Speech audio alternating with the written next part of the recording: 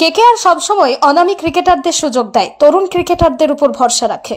এই যেমন ধরুন না রিঙ্কু সিংকে, দিনের পর দিন রাতের পর রাত নাইটদের হয়ে নেটে কঠোর পরিশ্রম করে গিয়েছেন। চলতি মরশুমের আলিগড়ের সেই রিঙ্কু সিং একাধিক ম্যাচে কলকাতা নাইট রাইডার্সের সংকট মোচন হয়ে উঠেছেন।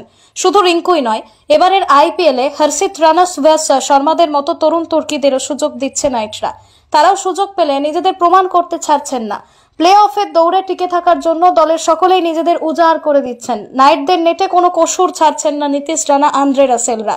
আর তাঁদের জন্য তৈরি করার দায়িত্ব থাকছে এক তরুণ উত্তর 24 পরগনার বসিরহাটের জিন্না মন্ডলের উপর। আসলে চলতি আইপিএলে কেকেআর এর এক নেট বোলার হলেন জিন্না। কে বলতে পারে কয়েক বছর পর তাঁকে হয়তো রিঙ্কুর মতো দেখা যেতে পারে দলকে ম্যাচ জেতাতে। উত্তর 24 পরগনার বসিরহাটের বিবিপুরে অভাবের সংসারের জন্ম জিন্না মন্ডলের। তাঁর বাড়ি যেখানে সেই গ্রামে না আছে ক্রিকেট ট্রেনিং সেন্টার, না আছে ভালো কোচ। তাই তিনি যে ক্রিকেটার হয়ে উঠতে পারবেন এটাই তার কাছে প্রশ্ন ছিল। টেনিস বলে খেলা শুরু করেন জিন্না। ওই সময় তার বাড়ির কাছের এক ক্রিকেট প্রেমীর নজরে পড়েন তিনি। সেই ব্যক্তি জিন্নাকে কলকাতায় সম্বরণ বন্দ্যোপাধ্যায়ের একাডেমিতে ট্রায়ালের জন্য নিয়ে আসেন। জিন্নার বোলিং দেখে তাকে বিনামূল্যে প্রশিক্ষণ দিতে রাজি হয়ে যান সম্বরণ। জিন্নার বাড়ি থেকে সম্বরণ বন্দ্যোপাধ্যায়ের ক্রিকেট একাডেমির দূরত্ব অনেকটাই, তবে জিন্নার ক্রিকেট খেলার জেদ সেই সবের কাছে কোনো বাধা হয়ে দাঁড়ায়নি। সব বাধা অতিক্রম করে বসিরহাট থেকে কলকাতায় ক্রিকেটের তালিম নিতে আসতেন জিন্না।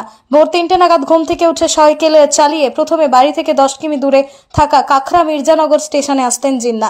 সেখান থেকে ট্রেনে কলকাতায়, এরপর ট্রেনিং গ্রাউন্ডে। জিন্নারা 3 ভাই বোন। অভাবের সংসারে নুনান্তে পান্তা ফুরানোর মতো অবস্থা হলেও জিন্না পরিবারের পাশে পেয়েছেন পরিবারকে। মাছ ধরে দিন সংসার চালান জিন্নার বাবা। ছেলের পরিশ্রমের কথা উল্লেখ করে জিন্নার বাবা বলেন, ও দরিদ্রতার মধ্যেই বড় হয়েছে। আমরা ওকে ভালো জুতো জামা কিছুই দিতে পারিনি, ও তাও মনের জোর কঠোর পরিশ্রম করে খেলা চালিয়ে যাচ্ছে। আমরা ওকে সফল করে দেখতে চাই। প্রসঙ্গত উত্তর 24 পরগনা জেলার হয়ে 2য় ডিভিশনের বর্তমানে খেলেন জিন্না। সেখান থেকে আইপিএলে নেট বোলার হিসেবে সুযোগ পান তিনি। জিন্না জানান 2018-19 সালে তিনি নেট বোলার হিসেবে খেলেছিলেন এবং বর্তমানেও তিনি নিষ্ঠার সঙ্গে নেট বোলার হিসেবেই বোলিং করছেন।